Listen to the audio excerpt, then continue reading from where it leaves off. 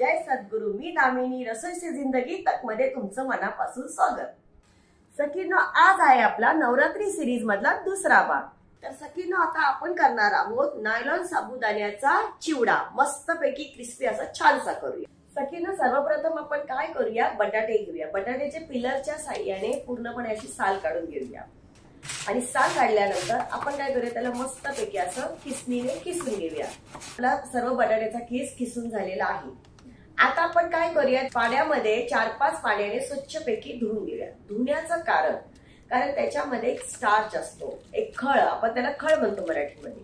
तो खळ पूर्णपणे निघून जाण्यासाठी, चिकट पदार्थ असतो तो निघण्यासाठी आपण स्वच्छ धुवून घेणार आहोत।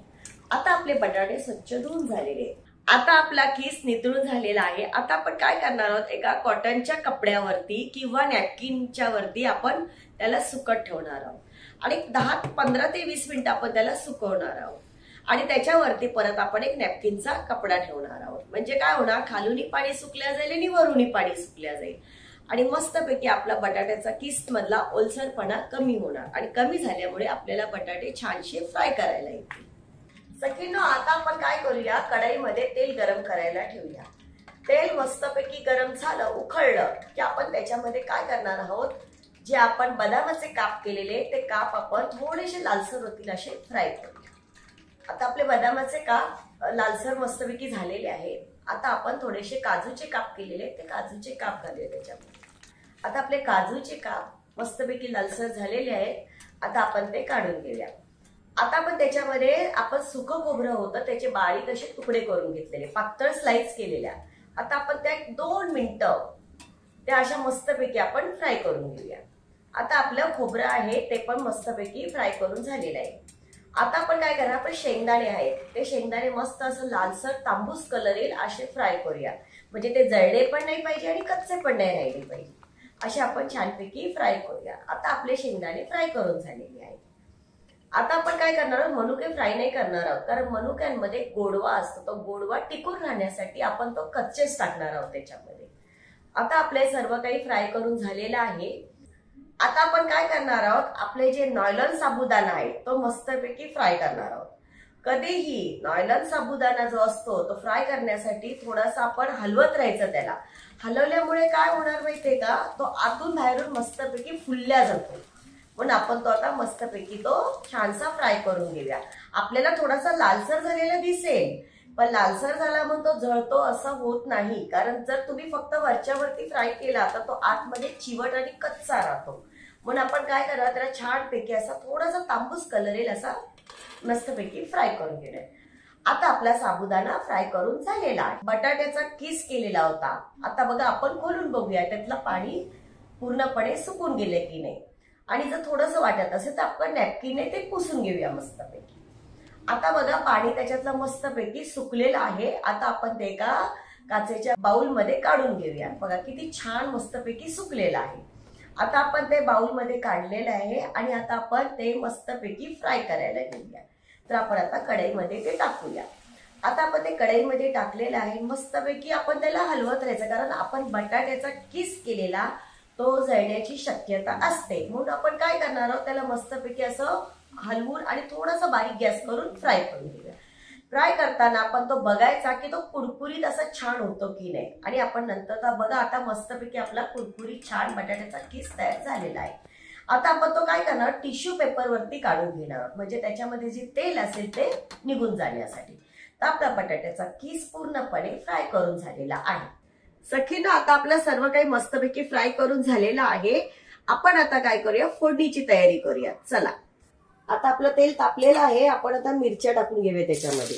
थोडं जरा सांभाळून आणि लांबूनच करा, कारण उडतात त्या। थोडा बारीक गॅस करूया आणि मिरच्या आहेत ना मस्तपैकी क्रिस्पी करून घ्यायच्या अशा। आणि क्रिस्पी करण्याचं कारण काय आहे, कारण की जेव्हा आपण त्या चिवड्यामध्ये टाकणार तर चिवडा आपला नरम नाही होणार, क्रिस्पी नाही झाल्या, मऊ टाकण्यात आल्या तर चिवडा आपला नरम होण्याची शक्यता असते। म्हणून असं थोडंसं क्रिस्पीच करून टाका।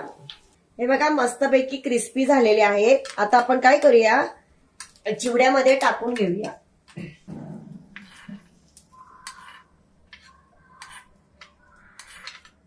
आता आपण थोडेसे जिरे फ्राय करून घेऊया।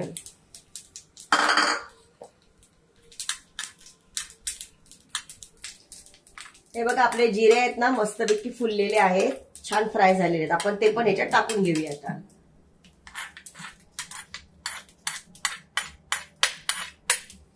हे बघा आपण जे पण तळलेलं होतं की रे, आता बटाट्याचा खीस आपण याच्यामध्ये घालून घेऊया. आणि हे सर्व आपण ड्रायफ्रूट, शेंगदाणे आणि खोबरं ते पण घालून घेऊया आता. आता आपण याला मिक्स करूया.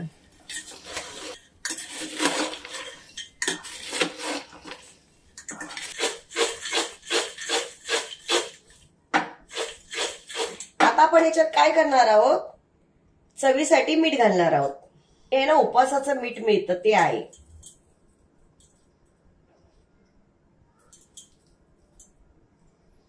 ही आहे पिठी साखर. थोडीशी अशी गोड अशी छान चव येते त्याच्याने.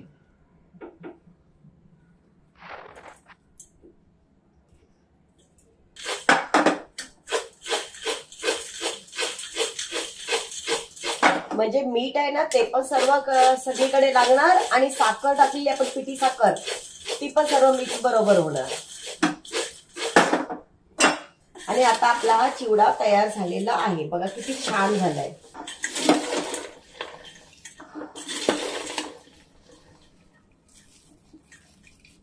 आता आपण हे काढून घेऊया.